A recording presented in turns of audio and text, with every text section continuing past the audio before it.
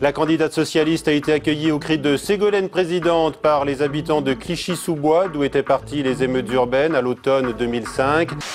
Un pacte pour les banlieues, c'est ce que propose aux candidats à la présidentielle l'association Assez le Feu, créée au lendemain des émeutes de 2005. Première à signer ce contrat social et citoyen, Ségolène Royal.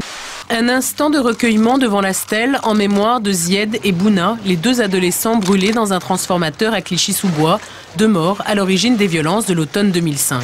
C'est par cette image que la candidate socialiste a souhaité débuter son déplacement en banlieue parisienne auprès de ceux qui sont, dit-elle, partie intégrante de la nation. Clichy, c'est un lieu symbolique où il y a eu les émeutes que l'on connaît, où deux jeunes ont perdu la vie, où il y a un maire exceptionnel qui est au contact des populations, qui se bat au corps à corps avec les problèmes. Et revenir ici en disant que grâce à l'association Assez le Feu, qui a fait un travail formidable, auquel je tiens à rendre hommage avec les cahiers de doléances à travers toute la France. Et vous connaissez, je pense que les habitants de ces quartiers sont les meilleurs experts de ce qui les concerne. Et que c'est en écoutant ce qu'ils ont à dire et les solutions concrètes qu'ils ont avancées que nous pourrons trouver des solutions. Je considère que les quartiers populaires ne doivent plus être considérés comme un problème, mais comme une partie de la solution au problème qu'a la France. Une visite comme un défi à son rival de l'UMP, toujours attendu en banlieue, mais pas forcément le bienvenu en tant que ministre de l'Intérieur. Je vais vous parler de la banlieue, vous allez à Argenteuil tout à l'heure. C'est un endroit symbolique, Argenteuil, c'est là où Nicolas Sarkozy est attendu depuis longtemps. C'est là que Nicolas Sarkozy a eu des propos qui ont beaucoup choqué. Mais je pense c'est pour ça que vous avez choisi Argenteuil? Non, j'y suis déjà allé. Et j'avais promis d'y revenir dans la campagne.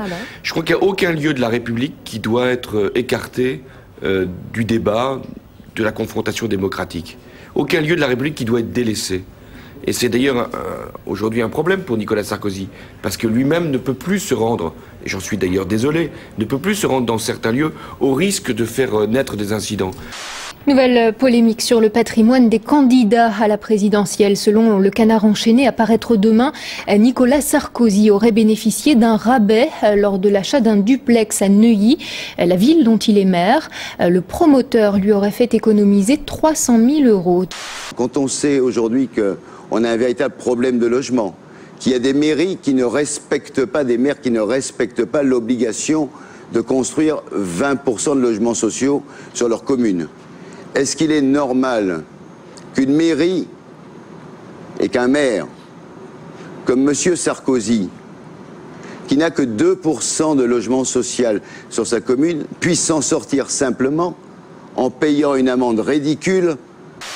Écoutez, j'ai un peu le sentiment que François Bayrou veut tellement convaincre qu'une troisième voie est possible, avec la droite, avec la gauche, bref, avec la réunion de toutes les bonnes volontés, qu'il s'égare tout de même un peu.